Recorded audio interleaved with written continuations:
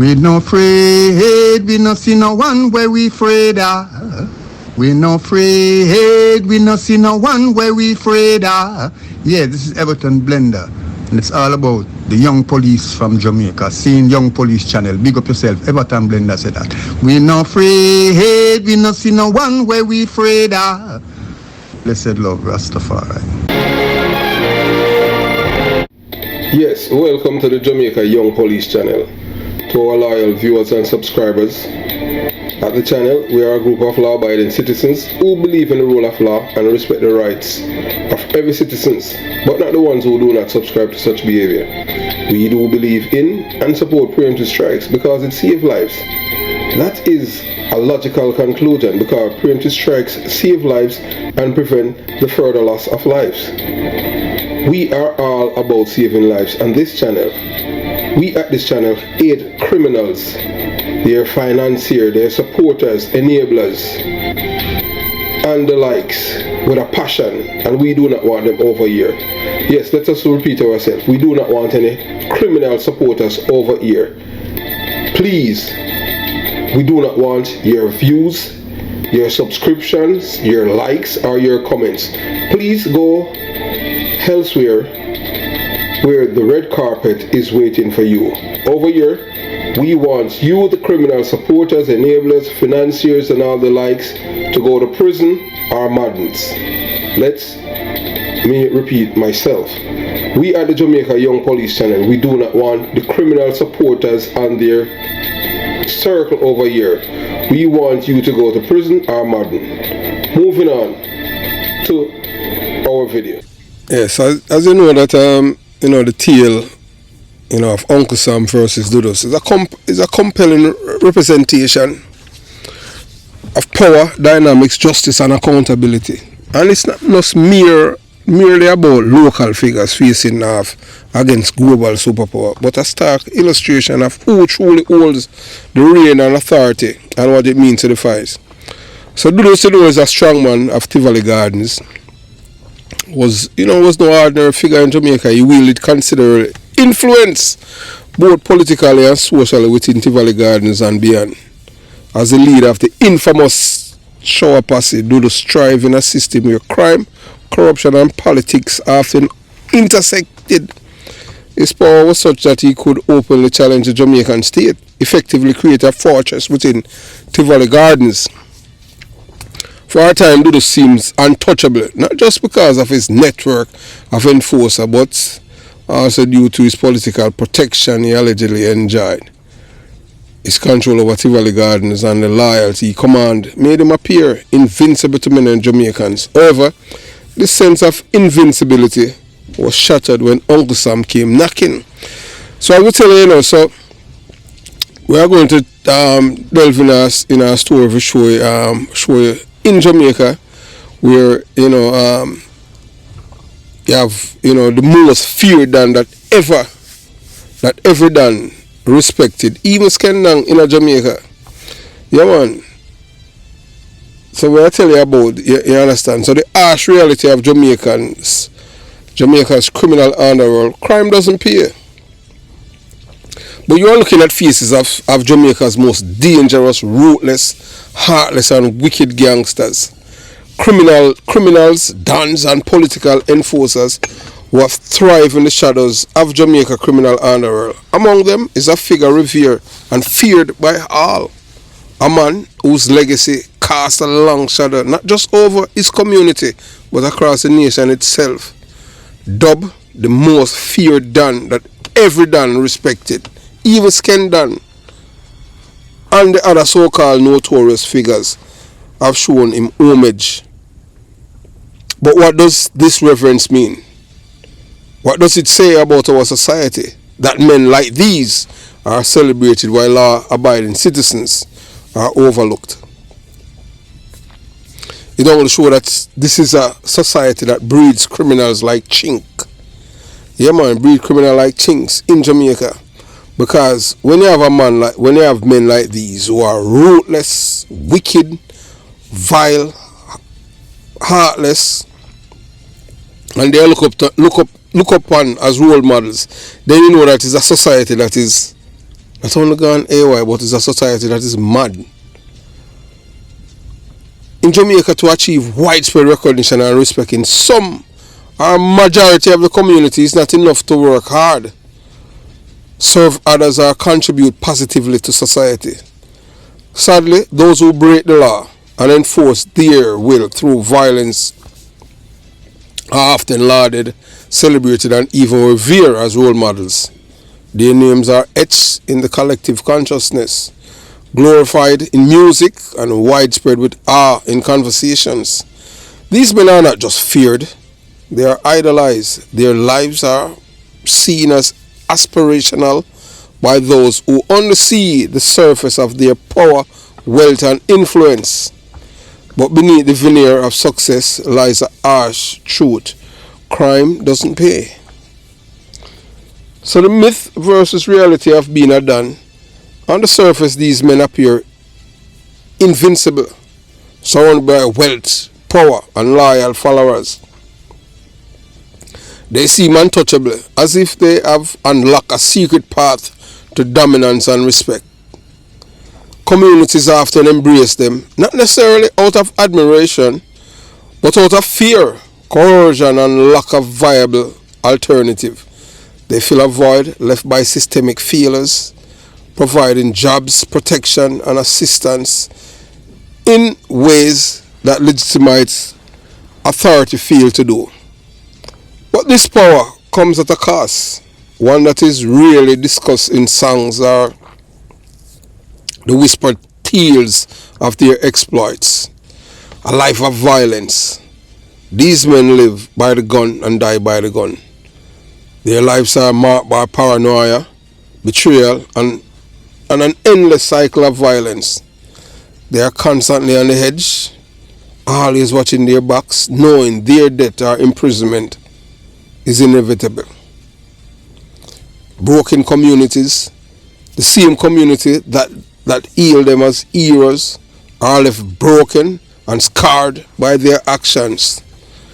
Lives are lost, families are torn apart, and young people are drawn into the same cycle of violence that made these men infamous.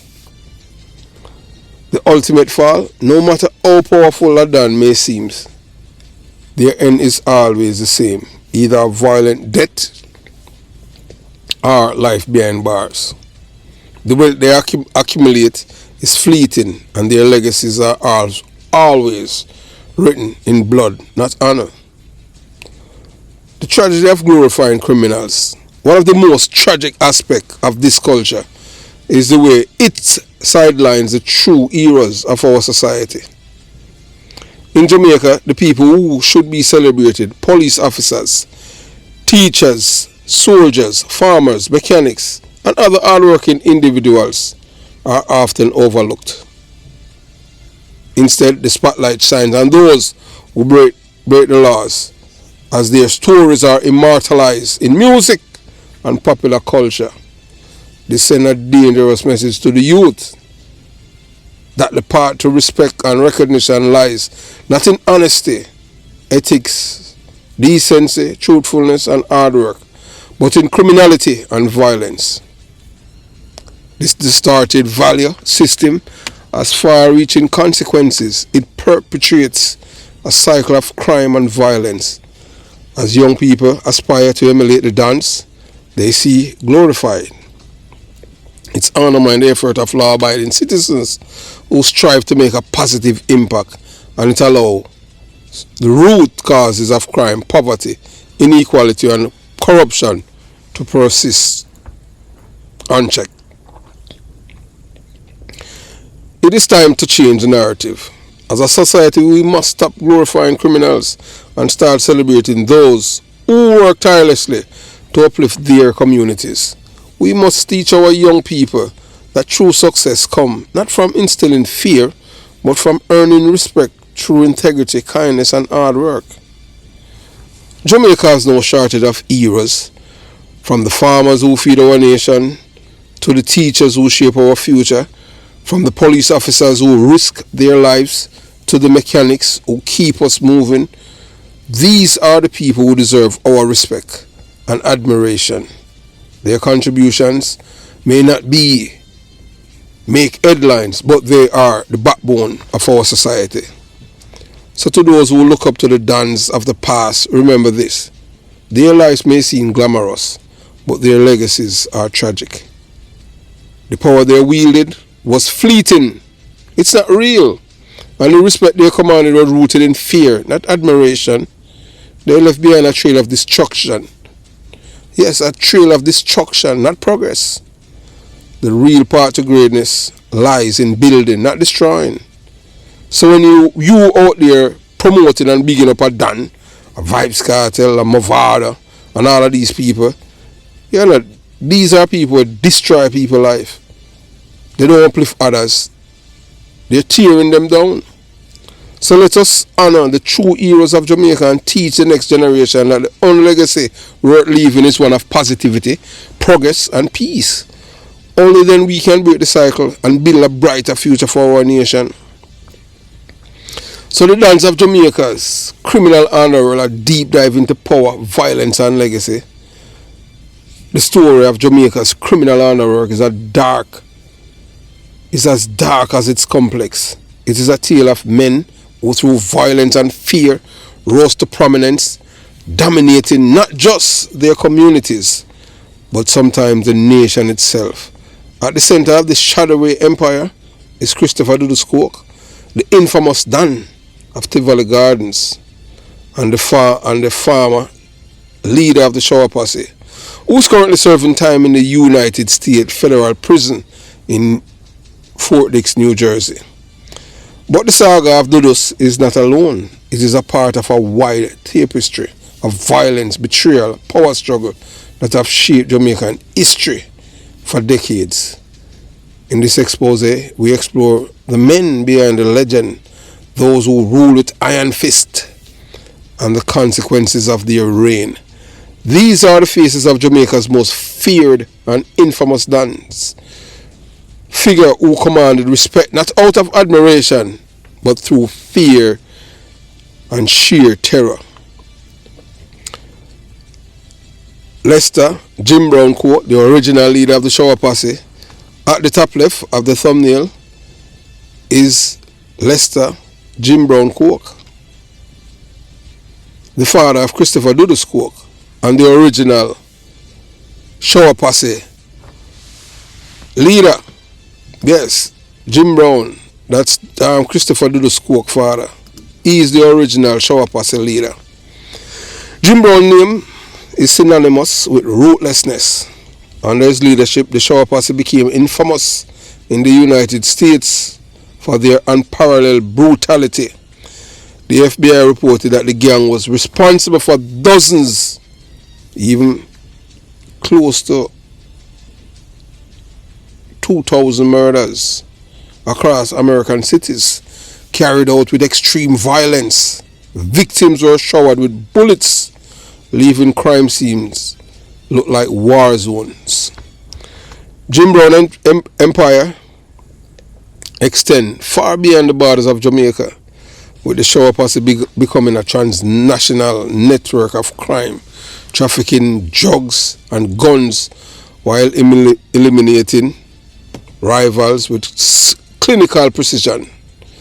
His death in 1992 under mysterious circumstances while awaiting extradition to the United States marks the end of an era and set the stage for his son Dudus to rise.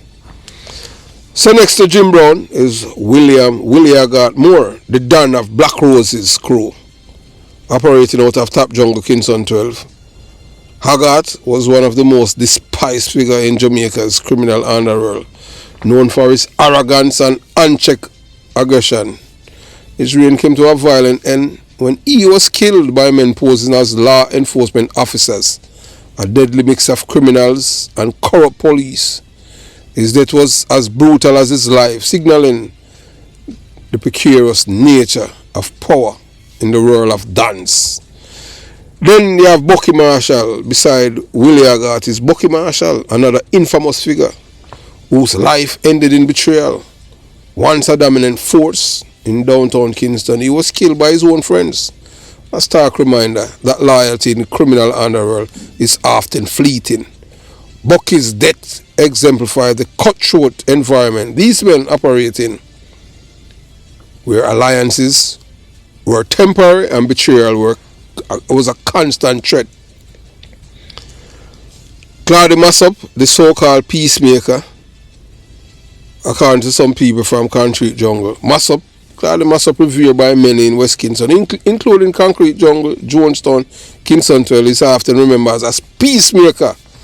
But how can a man who violated the human rights of so many be considered a bringer of peace?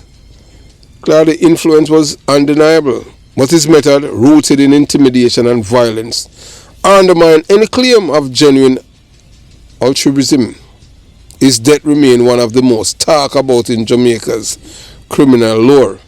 Yeah, and he was killed by, one of the most famous and feared detective, Dadrick Henry. Yeah, who, it's coming up to his 1 year anniversary when he passed away from prostate cancer. Yeah, Dadrick Henry is the man that sent Claude Massop to the departure lounge. Then you have Skendon Black, the untouchable Don. Standing out among these figures is Skendon Black, who holds a distinction of being one of the most feared and untouchable Don in Jamaica's history. Skendon never saw inside of a jail, despite his infamy, a testament to the power he wielded. In one infamous incident, he slapped then government minister Dr. Carl Blight in the presence of police officers in Westmoreland and faced no repercussions. A blatant demonstration of his dominance. His immunity, even under the leadership of Prime Minister P.J. Patterson, remain a chilling example of how deeply embedded Dons were in Jamaica's political and social system. Then you have Donald Zeke Phipps, a legacy of horror. Besides Kendon is Donald Zeke Phipps, the Mattis Lane Donald's self-proclaimed Rear Admiral. Zeke's cruelty knew no bounds. In one of the most grotesque examples of his brutality, he forced a man to perform a degrading act before killing him. Ultimately, Zeke's reign ended when he was arrested and convicted of double murder, thanks to the intervention of British-born Deputy Commissioner of Police, Mark Shields. Zeke's now serve a life sentence, destined to die in prison. So at the center of this saga is Christopher Dudus, the son of Jim Brown and leader of the Shower Posse. During its most powerful era, Dudus commanded unparalleled respect among Dons, cementing his status of Dons of all Dons. His influence extends far beyond Tivoli Gardens, Kingston. He was seen as the benefactors by many in his community, providing jobs, food and protection. But his benevolence came at a cost. Dudus was a ruthless enforcer who maintained order through fear and violence. His empire collapsed when the US demanded his extradition, leading to one of the bloodiest military operations in Jamaica's history since the Paul Bogle Rebellion. The Tivoli Gardens incursion left over 170 civilians dead. Unofficially them say over 70, exposing the devastating impact of his rage. Today, Dudus reside in New Jersey, in a New Jersey prison. A stark contrast to the empire he once ruled. Beside Dudus is Donovan Bulby Bennett, a big rear admiral, and leader of the Klansman gang in Spanish Town. Bulby's story is one of hubris. It's believed that he could operate above the law, ultimately led to his demise. His downfall. After crossing the line too many times, he was killed by the Jamaican security forces in a decisive operation. His death sent a message: even the most powerful Dons are not invincible. Who control the system? Not criminals. Finally, there is Vivian Blake, the mastermind behind the Shower Posse international operation. Blake was a calculated and intelligent figure orchestrating the gang activities from behind the scenes. His audacity was unmatched. He once stayed at the same hotel as Prime Minister PJ Patterson in Ocho Rios, Senton, despite being wanted by the US authority. Yeah, he was eventually extradited to the United States where he served some time in prison, and then he was deported. So Blake eventually died of natural causes, but his legacy remained one of cunning and ambition. So these men live lives of immense power and influence, but their stories all ended the same way, in betrayal, imprisonment, or death. While they are remembered for their dominance, their legacies are tainted by the pain and destruction they left behind. For every Don who rose to power, countless lives are destroyed. Families torn apart, communities scarred, and young people drawn into a cycle of violence. Their lives serve as a grim reminder that crime may bring temporary rewards, but it is ultimately lead to ruin. It is time for Jamaica to celebrate those who build, not destroy. Teachers, police officers, farmers, and honest citizens who work to uplift the communities. Let these stories serve not as an inspiration, but as cautionary tales, reminding us that the true path to greatness lies in peace, integrity, and service to others.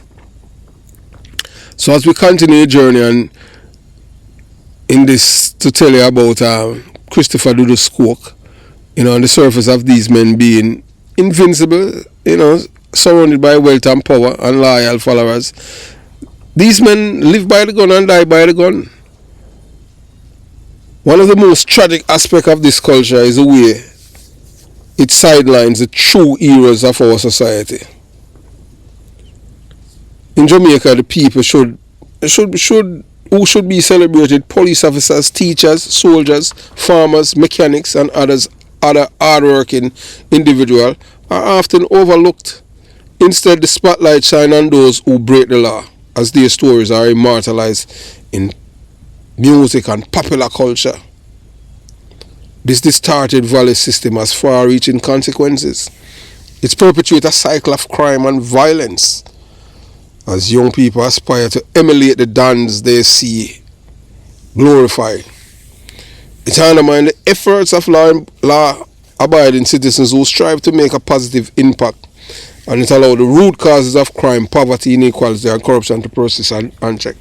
So in a ghetto, like where I'm from, the thing is that now, you like me growing up, not give no trouble, there ain't no problem in nobody, and then a fight and a create problem, and people don't normally remember that kind of person. They remember one every minute them in a fight, and them a beat up somebody, or always in a fight, or them thief, and all kind of. Everybody in the community know them name.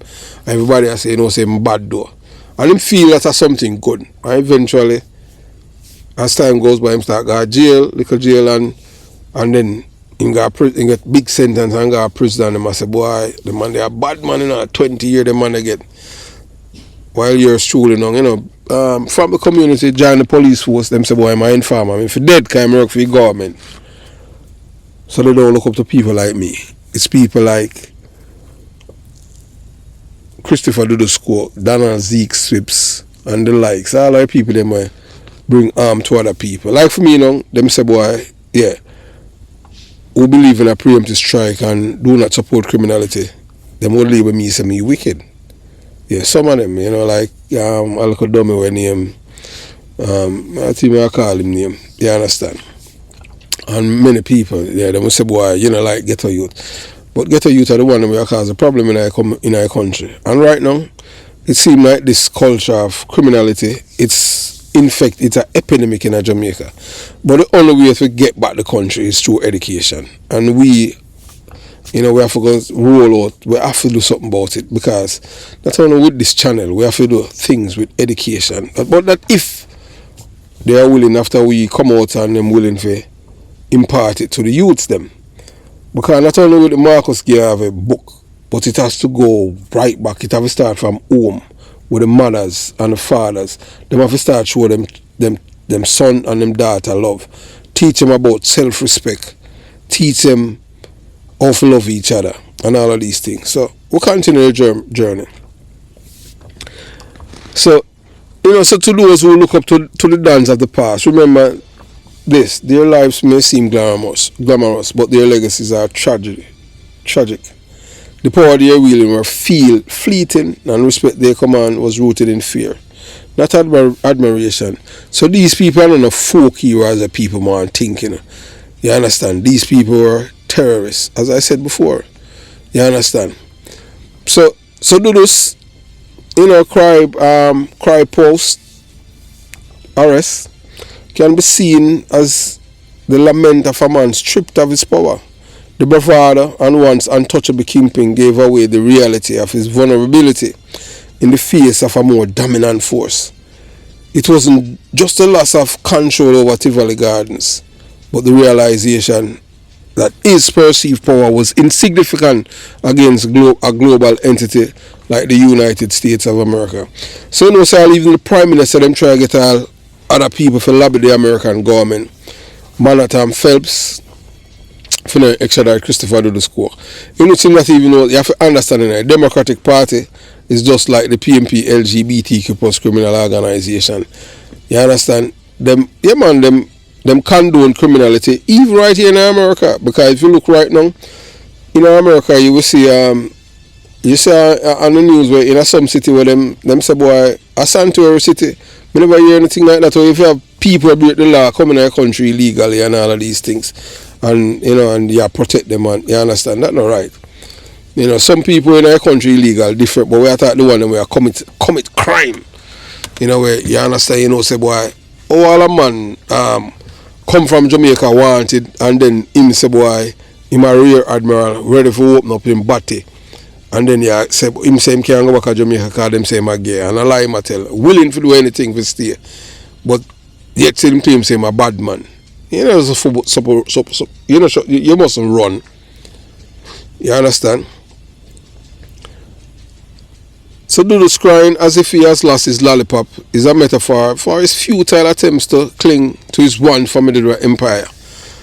His arrest and eventual extradition to the US serve as a reminder that no local strongman, regardless of their influence, can outmaneuver Uncle Sam when their interests collide.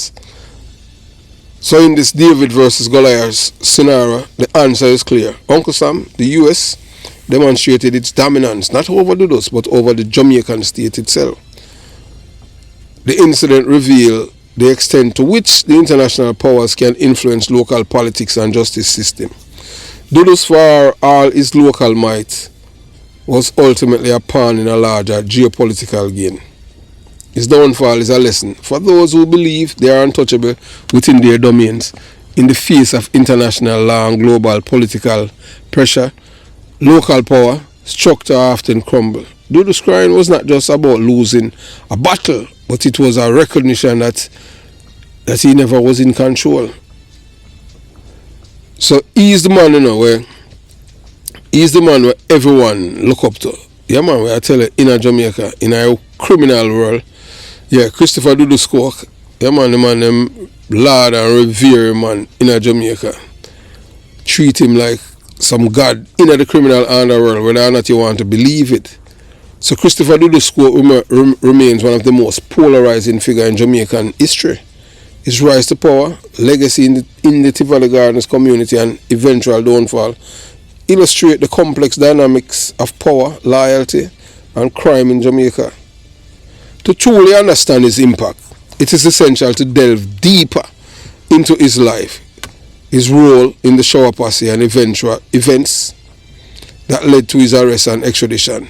So this examination provides a nuanced perspective on why he's both revered and reviled.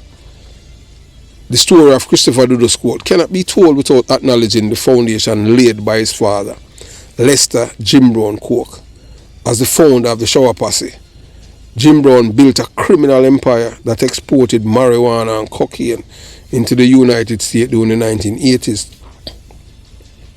The Shower Posse earned its name for the ruthless method by which its members showered their victims with bullets, creating fear and dominance in the criminal underworld. When Jim Brown died in 19 92 under suspicious circumstances while awaiting extradition to the United States. 23-year-old Christopher Dudus Cook did not inherit the empire. That's when he inherited the empire, because the same day his father died, his brother was buried. So this transition marked a significant turning point, as Dudus not only carried on his father's operation but also refined and expanded them. He demonstrated a keen understanding of power dynamics, consolidating his control in both the criminal underworld and his local community. Yeah, man, this was a man well loved, revered, lauded, and celebrated by the criminals in Jamaica. Even all police officer, big police, like Harry Bongos, Bigger Food. You say I'll do some Bigger Food, a football match, and them a drink Heineken, and them a knock fists and all of these things. Yeah, and everybody knows Bigger Food are bad police, but him and them a friend. And then you have other police where them look a side band them like Gilroy. Gilroy is a man where come from up by Marvel. The man they come from PNP community, but yeah, I saw it go on them thing there, money and power collide on them thing there. And Dudus are the man, and the man they Dudus could have send them man they go anywhere, and the man they commit any crime for Dudus as a bad police, Gilroy, yeah man. And a harder police where I tell you that. So unlike other dons, Dudus cultivate a dual image as both a ruthless leader and a community benefactor. While his criminal activities were undeniable, his influence in Tivoli Garden extended beyond fear and violence. He invested heavily in the welfare of his community, funding school, healthcare initiatives, and basic infrastructure. These actions earned him an unwavering loyalty of many residents who view him as a modern-day Robin Hood, someone who redistributed wealth to those in need. Examples of his community efforts include job creation. Dudus reportedly provide employment opportunities for local residents, many of whom struggle to find work due to systemic poverty. Financial assistance. Families in need often turn to him for help with medical expenses, school fee or funeral cost. Social programs. He organized events such as parties and back to school drive, fostering a sense of community solidarity. These actions cemented his reputation as a protector of Tivoli Gardens, even as he engaged in activities that brought violence and suffering to other communities. So the defining moment of Dudus' reign came in 2010 when the United States requested his extradition on charges of drug trafficking and firearm offences. Initially, the Jamaican government and then Prime Minister Bruce Golding resisted the request, citing concern about the legality of the wiretap evidence used to indict him. However, mounting international pressure eventually forced the government to act. So, and that's what I tell you now, so how it go on them thing in this world. When it come on to America, wrong is right and right is double right. So America is always right. And that's the reason why America is one of the most hated countries in the world. Yeah, whether or not you want to believe it. I tell you that when them do a poll worldwide on them thing there, that is what it come out. America is the most hated country. And look here, it's not the American people, the people them hating there, the system itself. But guess what? If you're American, I just saw it go on them thing there. The American passport is not a passport that you want to hold. If you God forbid that them hijack a plane. That's how them teach you and them thing. So, you understand. But I just saw it go. Although one of the most powerful country in the world is one of the most country where them have so many enemies and the things that they have done worldwide and the contradictions. America will do one thing and then they will tell somebody, say, oh, you can't do it. And you can see it all over. You understand what I'm saying? Right now, yeah, in 2024, right now people have said that, yes, America is falling, the empire has fallen, and it has fallen right from within. So you can see the chaos that starts and anything. And the Mali say, even in the Bible, anytime an empire fall, it falls from within. So you can see it when lies become truth and truth become lies. And guess who started it? Yeah, man. It started long time still, you know, but a black man come and amplify it, a man named Barack Obama. Well, come tell you, say, tell the world, say, a man can be a woman, a woman can become man. And yeah, man, him amplify the lies and them thing. Barack Obama saying, in the long run, you know, who them are say, black people. Everything that is bad, them all here saying black people are willing to sell them soul for gain the world. But look here, as I say, a man, you know, each man have to account for them sins. You understand? And whether or not you want to believe it, money is only of this world. And the power a man have on earth is, yeah, for you not get no power from God above, you know, no power over me. I just saw it. The power man have on earth is just that a dear earthly power. I ain't no idea. Them have to account to God for them soul. You understand? So the attempt to capture Dudus led to one of the bloodiest confrontation in Jamaican history. Tivoli Gardens became a war zone as heavily armed supporters of Dudus fortified the community and engaged in a multi-day standoff with the security forces. Over 170 people, unofficial, and them say official, 70 people including civilian and security personnel lost their lives during the operation. This violent resistance highlighted several key issues: loyalty versus fear. The ferocity of Dudus supporters underscored the deep-seated loyalty he had cultivated, but it also revealed the extent of his influence through fear and coercion. When you have over 200 young men willing to give them life for a man, they know that something is intrinsically wrong with the mindset of the people. The same man, when them give them life for that man is still alive, you know. But it goes to show you how powerful this man is. This man was able to get young people from, most of them, guess where them come from? PMP community. Most of the youth them where they didn't come from, because they were promised $200,000 and $300,000. Yes, if come fight at them thing there. As if them are going to win. You can't win the government. You understand? And them with them dumb self, them go there and them just dead. Some of them were killed by the same people them in the Tivoli Gardens. So it was a state versus Danmanship. The incursion demonstrated the power struggle between Jamaica's formal government and the informal governance exercised by Dan like Dudus. And the government, you think them that try to do something to prevent something like this, no? And now we have more guns in Jamaica than ever. Humanitarian cost, the loss of innocent lives and the destruction of property expose the devastating impact of crime and marginalized communities. Majority of people, most of the people in the Tivoli Garden get reparation for the damage that done to them building. Yeah, and yeah, some of the security forces, them, you know, them behave unprofessional how them treat the people them in the Tivoli Gardens. You understand? Because not all of them, and you know, even a man who work with the US Embassy and him go back and, you know, base on them execute him and all these things when we don't have evidence, but based on what's, you know, the inquiry, you know, what somebody, and it's just sad. Following this capture, Christopher Dudus was extradited to the United States, where he faced federal charges for racketeering, drug trafficking, and firearm offenses. So in 2011, he pleaded guilty and was sentenced to 23 years in federal prison, marking the end of his reign. So the disbanding of Dudus' empire left power vacuum in Tivoli Gardens and the wider criminal underworld. Because when he was there, them say Pierce was more peaceful and him have control over the criminal them in Jamaica. Whether or not you want to believe it, that's how powerful this man was. You understand? This man was able to control the people them and make them, everybody in Jamaica live good, because they must say when they shot fire, him say, oh, a man have to account for it. So, you know, as time goes by, people them start behave themselves. You know, so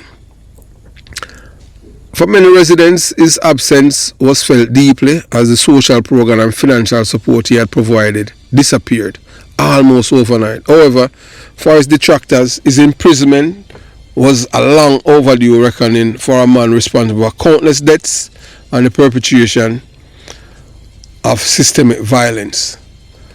So Christopher Dudus' core legacy is a study in contradictions. To his supporters in Tivoli Gardens, he was a hero, a man who stood up for the marginalized and provided for his community when the state failed to do so.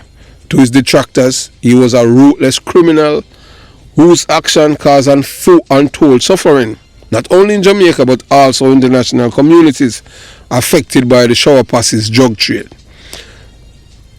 Key aspects of his controversial legacy include community protectors.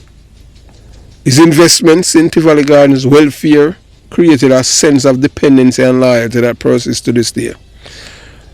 Global criminal, the shower posse operation in the US fueled the crack cocaine epidemic, devastating countless lives and community.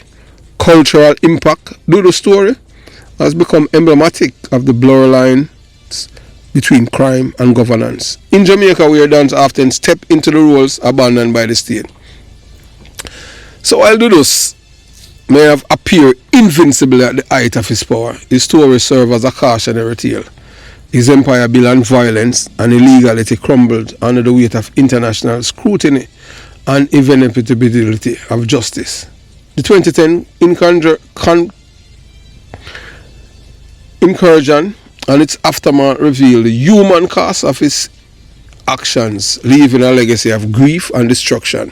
For those who knew Dudus as a martyr or role model, it's crucial to remember that his wealth and power were fleeting.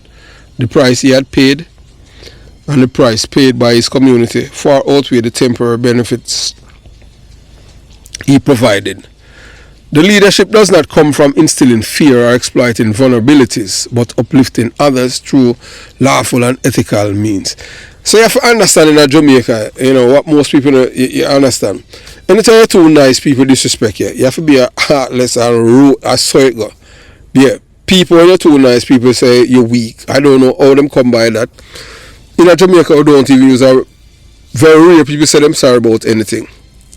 So the story of Christopher Dudus Coke is a microcosm of Jamaica's broader struggles with crime, poverty and systemic failure. It highlights the urgent need for sustainable solutions that empower communities without resorting to the shadow of donmanship.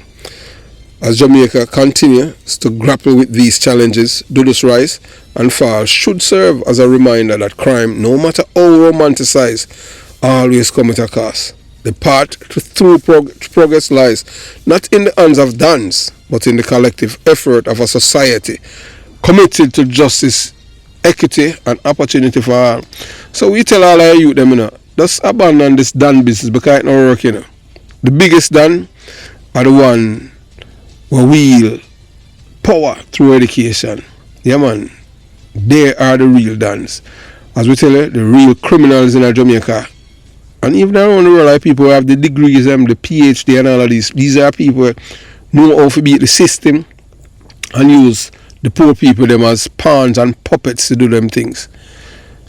So now, we come to the end of this episode. Yeah, man. Now, Dudus is the don where all dons look up to in Jamaica. He's the don where everyone revere, lauded and celebrated. Even although I'm in a prison, he's still loved by the people even more than the politicians and our artists. Have yourself a beautiful day. Jamaica Young Police Channel out.